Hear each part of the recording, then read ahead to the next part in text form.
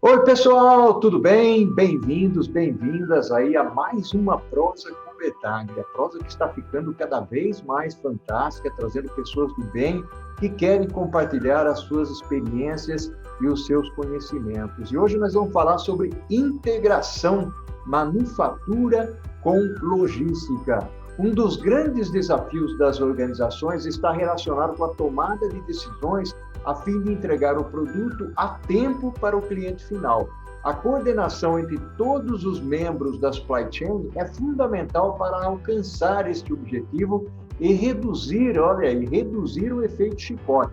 Claramente, a integração entre as atividades é elemento fundamental para que os processos aconteçam de forma eficiente e eficaz. E aqui me refiro tanto aos aspectos de movimentação e armazenagem no contexto externo, envolvendo fornecedores e clientes, bem como nas atividades internas da organização.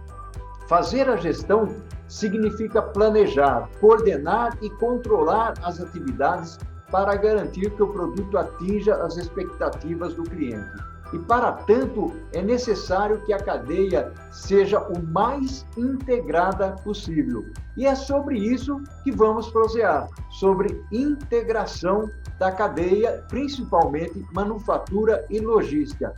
E para refletir e prosear comigo sobre esse tema, eu vou trazer aqui, terei, aliás, o privilégio fantástico de prosear com o Antônio Galvão Novaes. Olha só que fantástico eu estar aqui proseando com o meu amigo Antônio Galvão Novaes. Meu amigo, seja bem-vindo aqui à Prosa com Betaglia. É um grande prazer, Paulo, um grande prazer falar com vocês e a moçada toda que provavelmente fica volta e meia ou quase sempre falando com você. Né? Eu me sinto muito feliz nisso, tá? Ok? Que bacana, o Novaes. Eu que usei seus livros lá nos meus cursos, né? E ainda uso, né? Para dar aulas. Você é uma pessoa fantástica, eu tenho profunda admiração por você. Mas vamos aqui trazer o seu conhecimento para compartilhar com as pessoas, o Novaes. Vamos falar de integração logística e manufatura? Vamos em frente. Vamos. Bom, sempre começa. Aliás, eu morei 2 vezes nos Estados Unidos, uma para estudar e outra para trabalhar. Então, tem aquela conversa de professor americano que sempre começa com uma piadinha, uma história e tal. Eu não vou fazer isso. Eu só vou pegar, então, em termos de história da logística, começando dizendo que, no começo, a logística era a logística militar, toda aquela história, né, de que coisa. Não vou falar isso, não.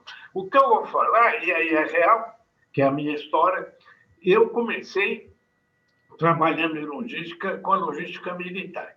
É isso que eu vou começar, porque aí, na verdade, com o tempo, né, nós estamos falando agora da integração, manufatura e tal, mas existe uma integração espacial, ou digital, o que seja, mas existe também uma integração ao longo do tempo. Né? Por quê? Porque a tecnologia ela vai evoluindo e vai criando formas de abordar os problemas, etc. E é interessante ver que a coisa não ocorre assim uma mudança radical, mas vai indo aos poucos e dá uma ligação interessante ao longo do tempo também. Então, eu vou começar um pouco nessa linha. Ou então, seria logística militar. No meu caso, eu não sou militar, mas eu tive a honra e o prazer e a sorte, né, de ser formado na primeira turma de engenharia naval do Brasil. A USP foi bem rápida nessa integração com a Marinha Militar do Brasil, né? E foi criada em São Paulo. E eu fui, por sorte, eu comecei a fazer engenharia civil na Poli, porque era o normal da coisa, tinha outras especialidades, mas eu comecei com engenharia naval. E aí, no meio do curso, acho que foi terceiro ano, surgiu essa ligação da USP com a Marinha Brasileira, e eu passei da engenharia civil para a engenharia naval. E não me arrependo. Por quê? Porque a engenharia naval, ela mexe com a visão sistêmica, né? Por quê? Porque o navio ele é formado para... Normalmente, vamos colocar o navio de levar carga, tá? Porque tem o navio também de passageiro, mas vamos falar de carga.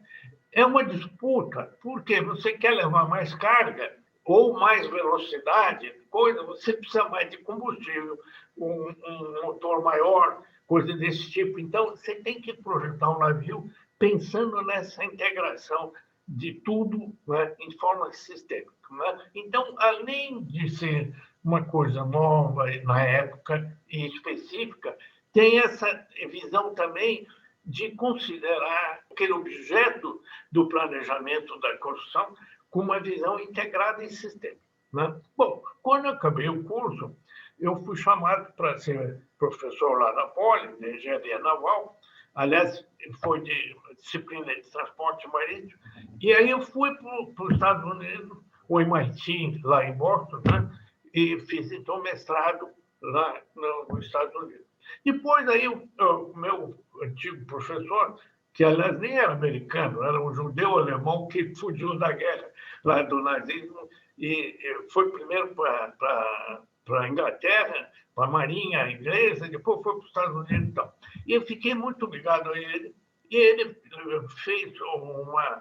pediu um afastamento por um tempo do MIT e foi trabalhar na Califórnia, numa grande empresa que tinha essa parte naval, a parte do projeto e também um grande estaleiro no Mississippi que fazia navio de guerra para a Marinha Americana.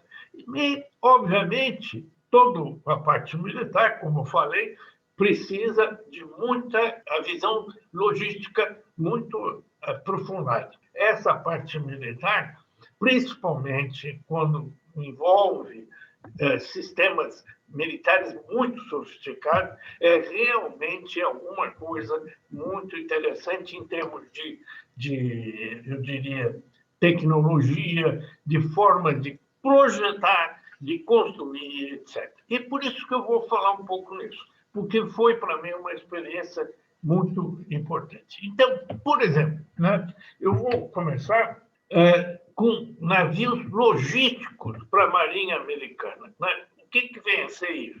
Você pensa logo num cruzador que joga no começo os projetos, mas depois foguetes, etc. Tal. Mas tem os navios logísticos de assalto, né? Que leva componentes, por exemplo, o que eu vou comentar, chama LHE, que é um navio anfíbio de assalto. Por quê? Porque você, nesse navio, já mudou muito, mas, vamos dizer assim, leva barcaça dentro, leva munição, leva helicópteros e tal. Então, você tem um sistema muito complicado para ter tudo isso a bordo e poder deixar, por exemplo, a barcaça sair do navio para a água, para sair levando tropas, levando coisas, etc. Então, isso envolve, por exemplo, num navio desse, através de colocar mais água, menos água nos porões apropriados, você abaixa o navio e aí a barcaça abre umas portas e a barcaça sai flutuando, um monte de coisa desse tipo. Mas então, como é que fazia a Marinha Americana isso? Ela precisava construir, projetar e depois construir esses navios.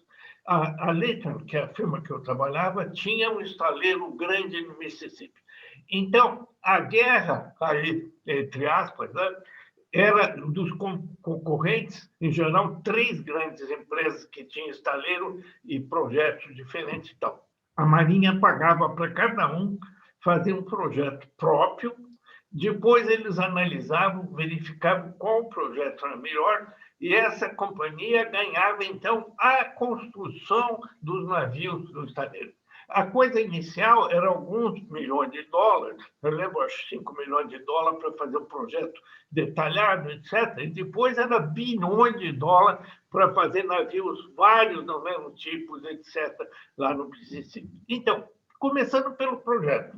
Não adianta, na área militar, desse tipo, né, você ter simplesmente um navio que custe, que tenha um investimento mais barato. Por quê? Porque o navio tem a vida útil dele, que são vários anos, etc.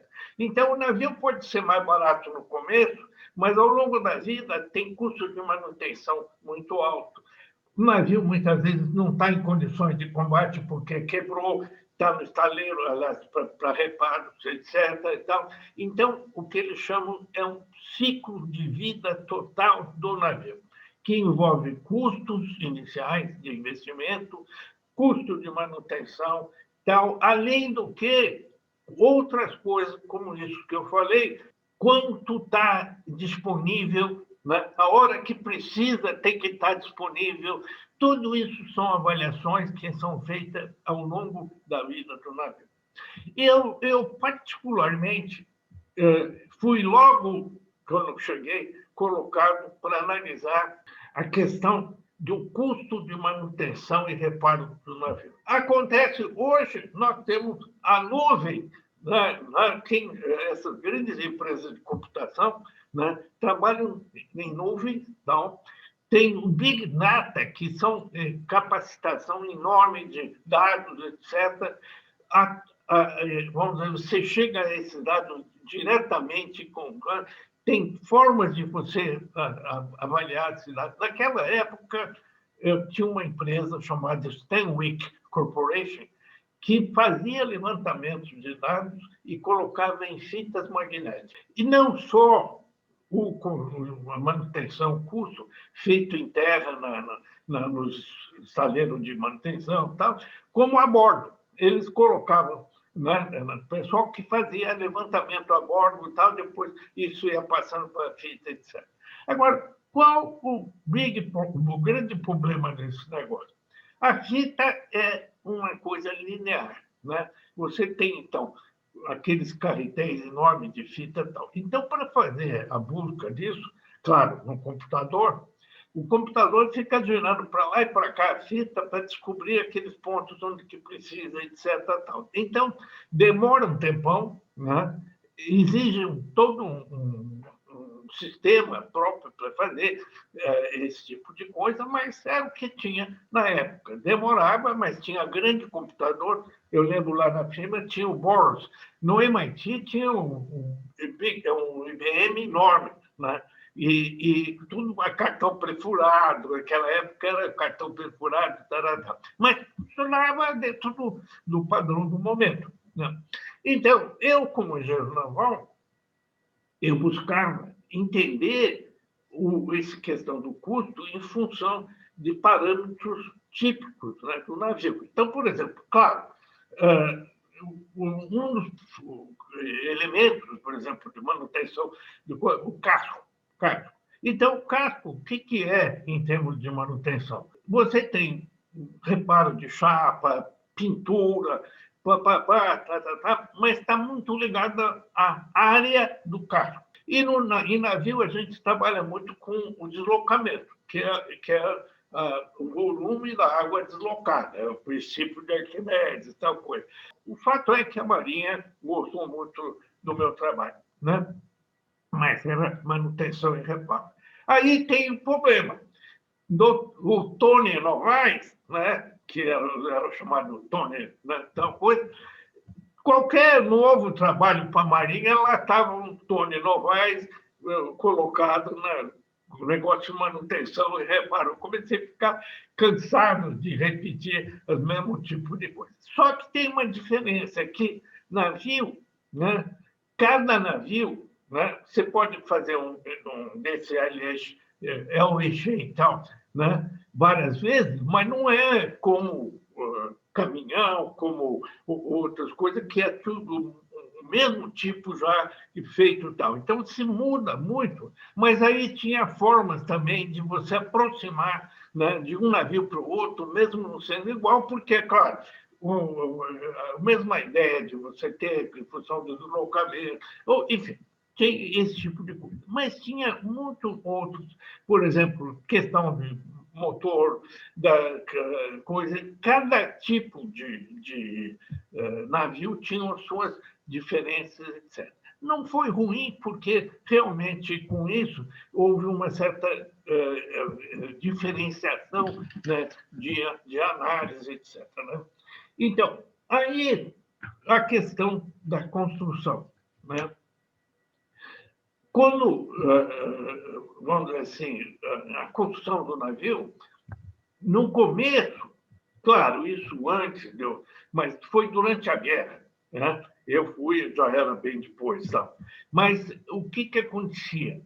Navio era todo, vamos dizer, não era soldado na coisa. Você tinha os rebites, né? Então, todo o processo de construção do navio era por rebitação e peça por peça, tal, imagina. Por quê? Porque até então, vamos dizer assim, a solda não era com qualidade suficiente para você garantir. Né? Então, por exemplo, muitas vezes aconteceu isso. O navio, na guerra, precisava fazer rápido, então soldava e muitas vezes não havia navio no mar, com toda as ondas, etc., acabava quebrando no meio. Por quê? Porque exatamente ali onde dá maior tensão da coisa. Tal. Então começaram a melhorar a questão da coisa. Então, a mudança da... Segundo, a questão de fazer por partes. Bom, eu não vou entrar nisso, porque... então, havia disputa também nesse aspecto. Né? Então, o que está por trás disso que eu estou falando? Né? Apesar de estar fazendo coisa específica de navio, você tinha tecnologias diferentes que apareciam, transpareciam com problemas, no caso da solda, coisas desse tipo. Então, quando você for mais para trás nessa questão, é a questão, então, das revoluções industriais. Porque hoje, né, o que está se falando, eu vou falar muito pouco nisso, porque o tempo é curto, mas estão falando na quarta revolução industrial, que os alemães, em 2011, já faz 10 anos nisso, mas aliás, na Alemanha, em Hannover, né, eu ia muito, eu tinha um projeto de pesquisa em Bremen, que é perto, não é longe de Hannover. E eu fui umas 3 vezes, que eu ia muito lá em abril, que era uma época melhor, e é em abril que ocorre a Feira de Hannover. Né? Eu pegava com o pessoal e nós íamos à feira, pegava um trem de manhã cedo, muito interessante. E ali começou, então, a discussão dessa questão da manufatura, né? Da indústria 4.0. O que então? Você tem... A primeira foi a Revolução Industrial, quando foi feita a máquina a vapor, né? Entre outras coisas. Dali surgiu a ferrovia na Inglaterra. Depois veio a indústria de elétrica, né? Que então produziu eletricidade, máquinas elétricas, etc., que foi a segunda. Depois a terceira já foi o começo da vamos dizer, computação, né? Que eu lembro que se fazia... O computador era usado para fazer pagamentos de funcionários, isso já era uma grande revolução. E agora, essa revolução quarta, tal, que é a indústria, em que as fábricas vão ser totalmente autônomas. Baseado em quê? IoT, que é a internet das coisas, porque você tem que ter instrumentos, sensores, que estão olhando, pegando fatores medidos nas máquinas e vendo a questão de, vamos dizer, tendo problema e precisa trocar, etc. Tudo isso, de certa forma, com Big Data e outras coisas estão funcionando, então, de forma independente do homem. Claro que o homem sempre vai ter numa posição mais alta, etc. Isso, é claro, é um processo. É um processo. Nós ainda, no Brasil, demora mais, etc., mas já estão tentando fazer isso. Aí, é claro, quando se fala na manufatura 4.0, a logística tem que estar atrás também com essas coisas. E isso a gente, então, vai colocar isso logo mais.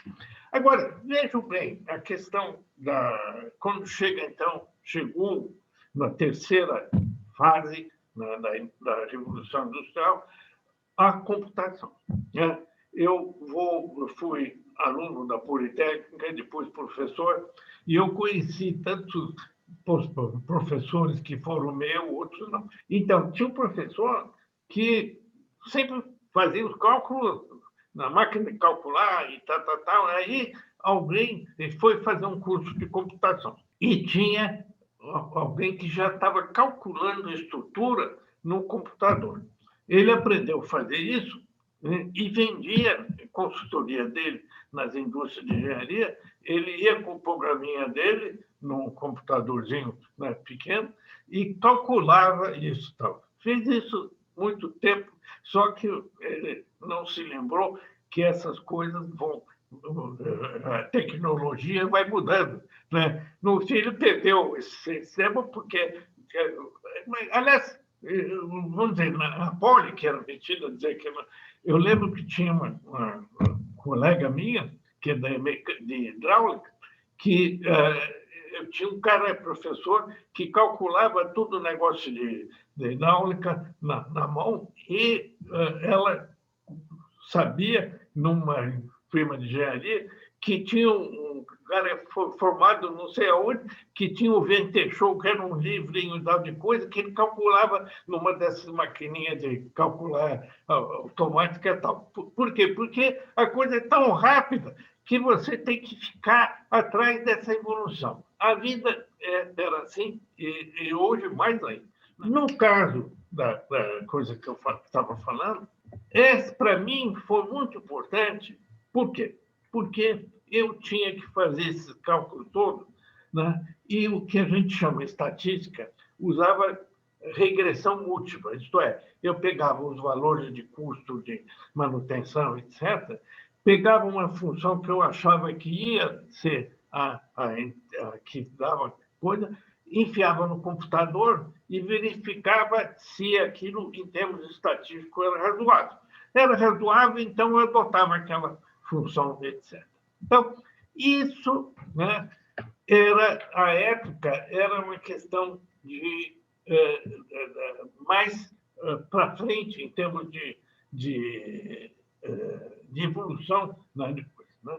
Acontece que hoje, então, nessa evolução, então vamos dar um pulo aí no tempo, começar, então, uma história dessa integração mais direta da manufatura com a logística. Tá? Por quê? Porque continua também usando isso, tal coisa. Só que hoje você tem grandes potencialidades de computação na nuvem, sistemas com grande capacidade, esses, vamos dizer, métodos computacionais de calcular coisas, etc., rapidez, tal. Então, o que está acontecendo? Quando você vê na nuvem, por exemplo, na nuvem, grande quantidade de dados, Big Data, etc., né? Então, aí também aconteceu e está indo uma evolução no sentido de como analisar isso, como buscar representação matemática, etc., para analisar isso. Antes a gente tinha, então, achava, porque tinha experiência, que tinha um certo tipo de função matemática era adequada e você buscava, então, e via que aquela melhor era essa usada. Hoje mudou a coisa. Hoje, quem diz, em primeiro lugar, como representar isso são os dados. Né? Então, hoje, essa busca dessas análise toda é tentar, através da análise, da busca do Big Data, dos dados, e, em cima disso, o método de análise de computacional, tal que diga para você como é a melhor forma de representar isso. Entende? Então, por exemplo, vou pegar coisa mais assim, por exemplo, marketing, tá, né? Então, vamos pegar um carro, vamos dizer, automóvel. Então, você tem... começa a buscar nas pessoas como é que elas julgam, né? Até cor de automóvel, etc. Então, por exemplo, tem um caso assim, padrão típico, né, em logística, que a gente costuma contar para os alunos e tal, fizeram uma análise, por exemplo, de carro, e um tipo de automóvel esportivo, não sei o quê, tinha uma cor, vamos dizer, um amarelo choque e tal, que tinha um determinado tipo de pessoas que gostavam. Aí começaram a analisar e começaram a perceber que esse tipo de cara gostava de uma cor diferente, mas, ao mesmo tempo, eles tinham visão, vamos dizer, da parte mecânica, sei que foram descobrindo coisas importantes de mecânica também, porque é como a gente fala que certo tipo de estrutura mental, né, dá uma amarra, muitas vezes, não só a parte de cor, etc., mas em coisa. Então, vão atrás disso e acabam descobrindo coisas importantes de marketing, etc., não só por causa de beleza, mas em termos de avanço tecnológico. E coisas que antigamente também acontecia, aquelas histórias do famoso de um velho que mandava uma cartinha para General Motors, que tinha um negócio que ele era... como é que era? A história que tinha a bobina que terminava coisa e que ninguém dava bola. Aí um dia o presidente falou, vai ver o que é isso, porque o cara está sempre enchendo a paciência aqui. Aí descobriram que ele ia tomar sorvete na sorveteria, e ele, quando pedia o sorvete, esse da cor mais, do gosto mais típico e tal, né? Quando ele ia pegar o carro, a bobina não funcionava. Né? Aí foram ver, porque esse sorvete é o que sai mais, então é mais rápido. Então tinha um problema de tempo e descobriram que era o solenoide e tal, e arrumaram. Então, esse tipo de dado, muitas vezes você acha que é besteira, mas muitas vezes levam a certas coisas. Ou seja, hoje, os dados, que é claro, em grande quantidade, etc., e tem formas diferentes de avaliar. Né? Eu tenho um colega brasileiro, que é professor na França, e ele trabalha com isso, problemas de processo que envolve muitas coisas aleatórias e que você não sabe direito o que está acontecendo por trás, então ele tem métodos de analisar.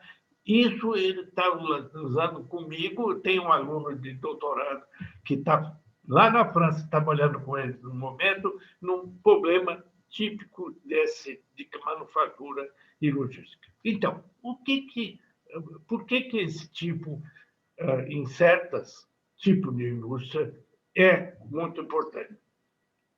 Porque hoje as grandes indústrias são montadoras, né?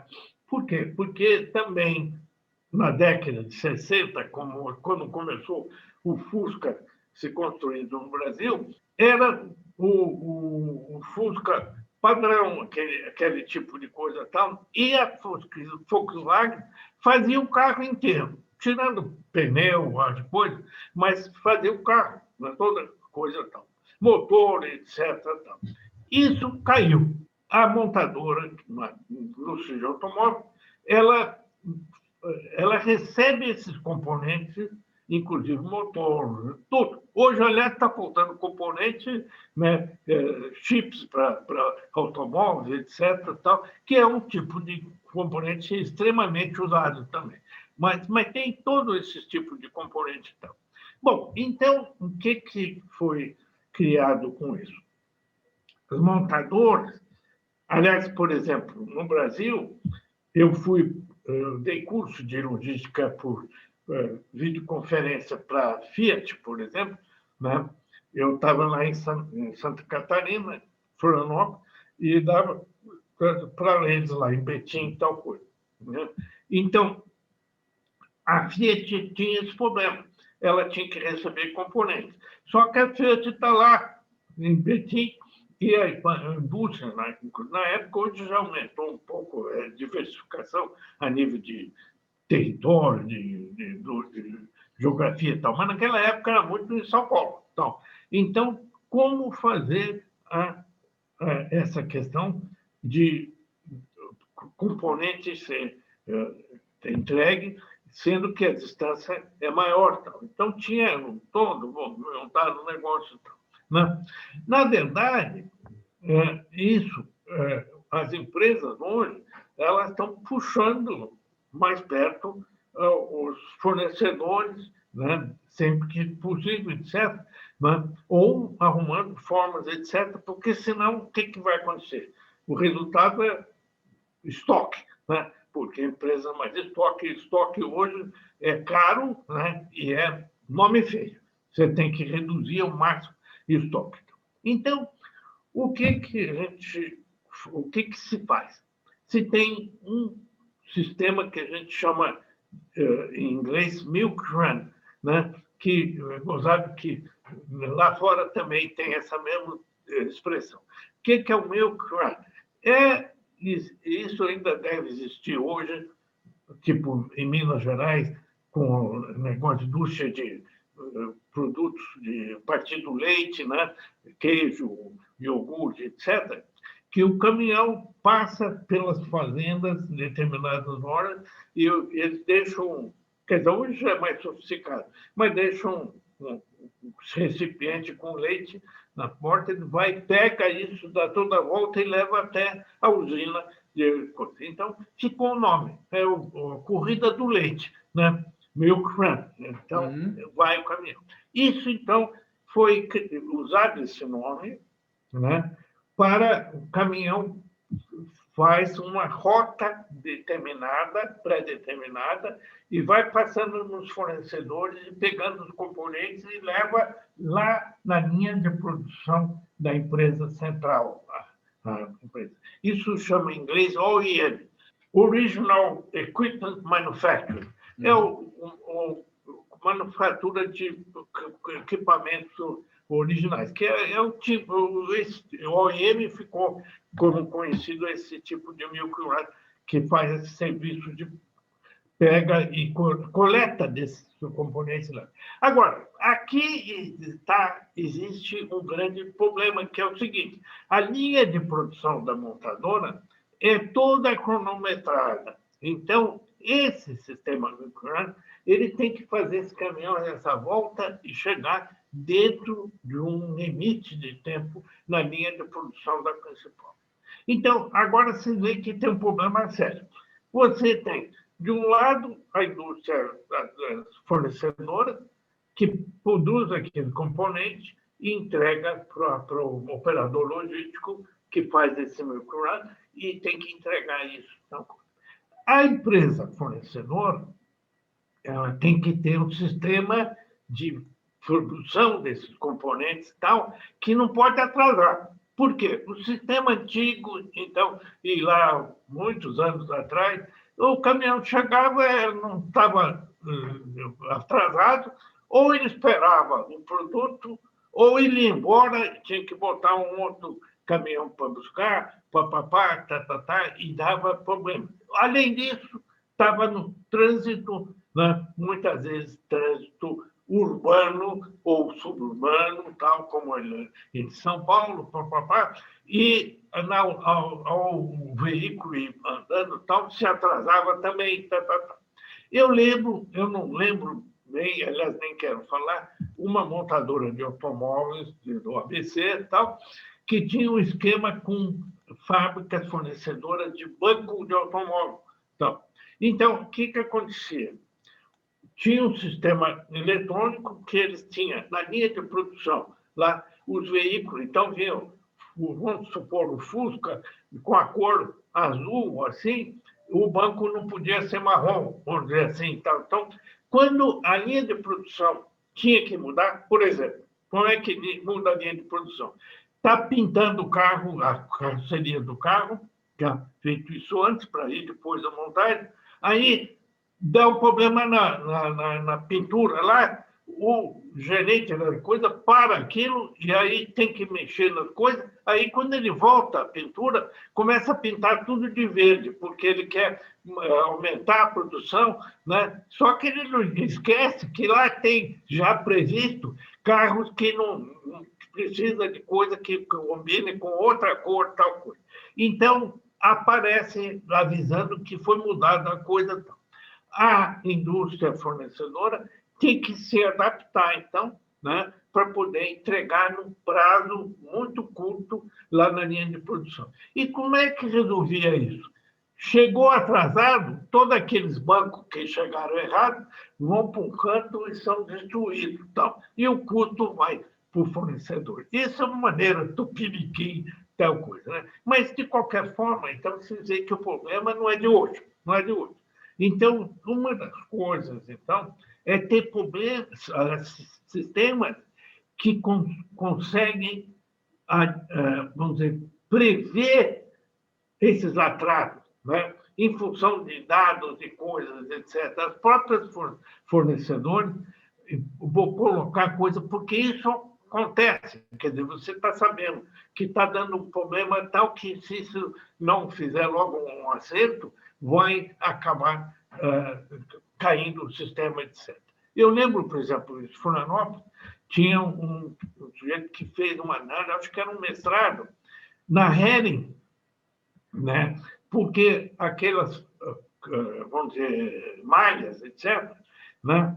Ele usou um sistema de óptico que os fios, né, passando, então ia ver a espessura desse fio e se variava ou não, tal, e todo um sistema analítico que dizia a probabilidade daquilo, uma hora, cortar o fio e parar, tal. Então, já fazia uma previsão antecipada e o tempo que tinha para tentar, então, arrumar rapidamente aquilo. Então, isso são formas de você utilizar sistemas inteligentes e usando até outros tipos de componentes para entender como isso pode acontecer. Então, acho que já entenderam o que hoje nós temos que ir atrás no tratamento desses problemas de integração.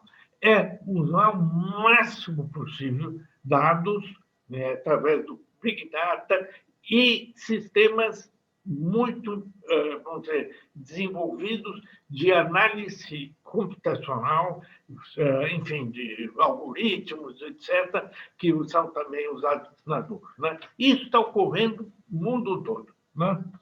Bom, além disso, você pega, por exemplo, nesse problema que eu falei, você pode usar sistema híbrido. Por exemplo, não está dando para resolver o problema dentro do tempo necessário, tem uma forma de sistema de veículos auxiliares, que você, de repente, não dá, você tira aquilo da rota e põe um outro veículo antes para você não deixar faltar lá na linha de produção. Enfim, o céu é o limite. O céu é o limite.